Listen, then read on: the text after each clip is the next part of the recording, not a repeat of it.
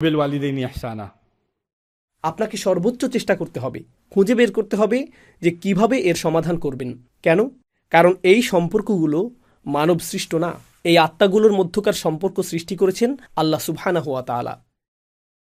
কিন্তু স্বামী এবং স্ত্রীর মধ্যকার সম্পর্কটি এমন না যে এটা আপনি বাছাই করেননি। আপনি নিজে স্বামী বা স্ত্রী বাছাই করেছেন। আপনি একজন মানুষকে বাছাই করেছেন, আপনি তাকে নিজের জীবনের সাথে জড়িয়েছেন, তাই না? আর যেহেতু আপনি তাকে বাছাই করেছেন, তখন প্রত্যেকবার যখন কোনো সমস্যা দেখা দেয়, আপনার অবস্থা হয়, আমি তো ভুল সিদ্ধান্ত নিয়েছিলাম, কেন আমি তাকে বাছাই করলাম, আরও ভালো কাউকে বাছাই করা উচিত ছিল, আমার জন্য কি এখনও কোনো বিকল্প আছে? এত বেশি বিকল্প। আর আপনার চিন্তা থামবে না। মন কেন সেদিকে যায়? কারণ সম্পর্কের মূল ভিত্তিটিই মিথ্যা। সম্পর্কের ভিত্তি বাহ্যিক কোনো বিষয়ের সাথে সম্পর্কিত না। একটি সম্পর্কের ভিত্তি হল আপনি সেই ব্যক্তির মাঝে প্রশান্তি এবং স্বস্তি খুঁজে পাচ্ছেন কিনা।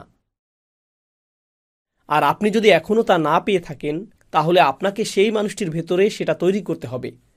কারণ সৌন্দর্য ম্লান হয়ে যাবে, বন্ধুত্ব দুর্বল হয়ে যাবে, দায়িত্বের বোঝা এসে পড়বে, আগের মতো আর সময় দিতে পারবেন না। কেউ বলে, তোমাকে বিয়ে করার আগে তোমাকে আমার অনেক ভালো লাগতো। অনেকে এরকম বলে। বুঝতে পারছি না বিয়ের পর কী ঘটে গেল। কিন্তু আপনি যদি সেই মানুষকে বিয়ে না করতেন, সেক্ষেত্রে আপনার কাছে থেকে তার কিছু পাওনাও থাকতো না। তো আপনি হয়তো একসময় তার সাথে কথা বলেছেন স্বস্তি পাওয়ার জন্য, তার সাথে কথা বলে আপনি আনন্দিত বোধ করেছেন। কিন্তু তখন আপনাকে বিল পরিশোধ অথবা পারিবারিক দায়িত্বাদি ইত্যাদি নিয়ে চিন্তা করা লাগেনি। অথবা আপনার মা কিছু বলেছেন বা অন্য কেউ কিছু বলেছে, এর কোনোটাই তখন ছিল না। ধরুন আপনি আপনার বাগদত্তার সাথে হালাল পদ্ধতিতে কথা বলছেন, আর তার মা চলে আসলো। তখন আপনি বললেন, ঠিক আছে, আমি তোমার সাথে পরে কথা বলবো, ঠিক আছে, সমস্যা নেই। কিন্তু যখন বিয়ে করে ফেলেন, তোমার মা কি বলেছে? উনি আমার সম্পর্কে কি কথা বলেছেন? উনি আমার দিকে এভাবে তাকিয়েছেন কেন? উনি আমার দিকে এভাবে তাকালেন কেন? উনি প্রথমে আমাকে কল দিলেন না কেন? উনি ঘন ঘন চলে আসেন। হঠাৎ করে এই সমস্যাটি সৃষ্টি হলো। আমি আপনাদের আলোচনা করছি না, আপনাদের অনেকেই রয়েছে এমন যে আপনি যেই মেয়েকে বিয়ে করতে চান তার সাথে কথা বলছেন, আপনি এটাকে হালাল বলছেন, কিন্তু ঘন্টার পর ঘন্টা কথা বলছেন, এরপর অনুভব করছেন সে আমার জন্য পারফেক্ট। ঠিক আছে, জানেন কেন সে এখন আপনার জন্য পারফেক্ট? কারণ এখন শুধু সে আর আপনি। এই সম্পর্কের মাঝে অন্য কেউ নেই। যেই মুহূর্তে আপনি বিয়ে করেন, জানেন তখন আমরা কি ভুল করি? যখন আমরা তরুণ তরুণীকে বিয়ে দেই, কে তাদের মাঝে আসে?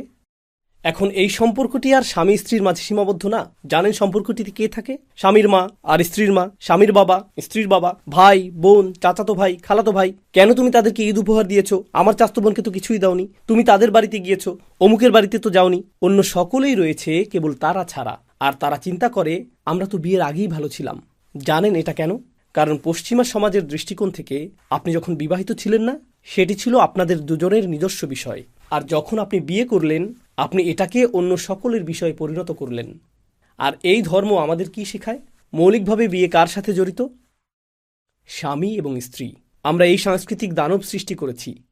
আমরা এখন বৈবাহিক সম্পর্কটিকে এমনভাবে নির্ধারণ করেছি, সংখ্যালঘু মুসলিম সম্প্রদায়গুলোতে এবং সারা পৃথিবী জুড়েই আমরা বৈবাহিক সম্পর্কটিকে এমনভাবে নিরূপণ করেছি যার ফলাফল শোচনীয় হতে বাধ্য।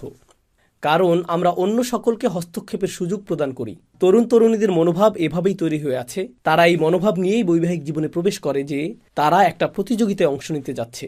তারা প্রত্যেকটি বিষয়ের দিকে নজর দিবে এবং বলবে, তুমি তোমার বাবা মায়ের জন্য কি করেছো? সেটা কি আমার বাবা মায়ের জন্য করেছো? তুমি তোমার ভাই বোনের জন্য কি করেছো? তুমি তাদেরকে এটা কেন দিয়েছো? তুমি ওদেরকে এটা কেন দাওনি? কেন তুমি এটা বলেছো? কেন তুমি সেটা বললে না? কেন তুমি তাকে কল করেছো? তুমি কি তাদেরকে ঈদ মোবারক বলনি? ও মাই গড! আপনি প্রত্যাশার একটি বড় তালিকা তৈরি করে ফেলেছেন। কারণ আপনি স্কোর গণনায় ব্যস্ত, এক পক্ষ অথবা অন্য পক্ষ। এখানে আপনি প্রশান্তি পাবেন না। এখানে আপনি শুধু স্কোর কার্ড পাবেন। আপনারা তো জানেন কিভাবে সেই দুটি গোত্র একে অপরের সাথে যুদ্ধে লিপ্ত ছিল। তারা মনে রাখত যে সে অমুককে হত্যা করেছে আর ও অমুককে হত্যা করেছে। তাদের অবস্থা বনু বকর এবং খুজার মতো হয়ে গেল, যারা স্কোর গণনায় ব্যস্ত।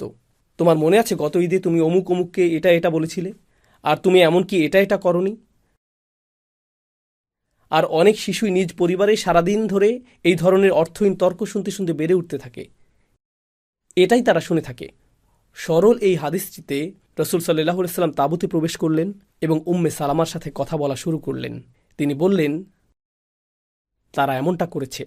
তিনি নাজুক অবস্থার মাঝে ছিলেন, তিনি দুর্বল অবস্থার মাঝে ছিলেন, তিনি উদ্বিগ্নতা, দুশ্চিন্তা এবং বিষণ্ণতার মাঝে ছিলেন। এটা আপনার নিজেকে নির্ভুল প্রমাণ করার সময় না। এটা এই কথা বলার সময় না যে আমি কি তোমাকে আগেই বলিনি। এটা এই চিন্তা করার সময় না যে এখন আমি ওকে দুর্বল অবস্থায় পেয়েছি, এটাই প্রতিশোধ নেয়ার উপযুক্ত সময়। এটা সেই সময় না। উম্মে সালামা বললেন, ইয়া নবী আল্লাহ, হে আল্লাহর নবী। তিনি তার নাম ধরেও ডাকলেন না, তার তো সম্বোধন করারও প্রয়োজন ছিল না, শুধু মূল কথাটাই বলতে পারতেন। কিন্তু তিনি তাকে আল্লাহর নবী বলে সম্বোধন করলেন, যেন স্মরণ করিয়ে দিচ্ছেন, ভুলে যাবেন না আপনি আল্লাহর নবী। তারা আপনার কথা শুনুক আর না শুনুক, তারা বিশ্বাস করে যে আপনি আল্লাহর নবী, আর আমিও বিশ্বাস করি যে আপনি আল্লাহর নবী। তো এই ব্যাপারে আপনার আত্মবিশ্বাসকে নড়বড়ে হতে দিবেন না। আর তুহিব্বু যালিক, আপনি কি আশা করেন তারা আপনার কথা শুনবে? তো তিনি বললেন, উখরুজ, বাইরে যান। ثم لا تكلم أحدا منهم كلمة তিনি বললেন, তাদের কারো সাথে কথা বলবেন না। কখনো কখনো শব্দহীনতা শব্দের চেয়েও বেশি কাজ করে। আপনি তাদেরকে 3 বার আদেশ করেছেন। মনোবিজ্ঞানের ছাত্র হিসেবে আমি এই বিষয়টাকে মনোবিজ্ঞানের দৃষ্টিকোণ থেকে দেখেছি। যখন আপনি কোনো আদেশ প্রদান করেন, বিশেষত আপনাদের কারো টিনএজ সন্তান রয়েছে, ইন্না লিল্লাহি ওয়া ইন্না ইলাইহি রাজিউন, যখন আপনি আপনার টিনএজ সন্তানকে বলেন, করিম এদিকে আসো, করিম করিম করিম, আর সে দরজা দিয়ে বেরিয়ে গেল, আপনি ডেকেই যাচ্ছেন কিন্তু সে গ্রাহ্য করল না, আপনার প্রতি তার মনোযোগ নেই, সে দরজা দিয়ে বেরিয়ে গেল। আর যখন সে ঘরে ফিরল, করিম তখন তুমি কথা শুনলে না কেন? প্রথমে 12 বার আপনি যখন ডেকেছিলেন সে বেরিয়ে গিয়েছিল, কিভাবে ভাবলেন যে এখন এটা কাজ করবে? কিন্তু জানেন এই মুহূর্তে কোন জিনিসটা কাজ করতে পারে? নীরবতা। সে ঘরে প্রবেশ করল, কোনো মনোযোগ পেল না। সে বলল, আসসালামু আলাইকুম।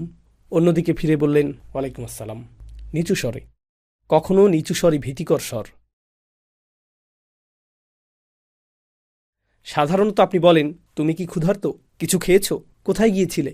এখন কোনো প্রশ্ন না। রান্নাঘরে সে আপনার পাশেই দাঁড়িয়ে আছে, আর তার অবস্থা, কোনো খাবার আছে? আর আপনি প্রশ্নটি উপেক্ষা করলেন। আর এর পরিবর্তে আপনি জাইনাবের সাথে কথা বলছেন, জাইনাব এদিকে আসো। আর আকস্মিকভাবেই কারিমের অবস্থা,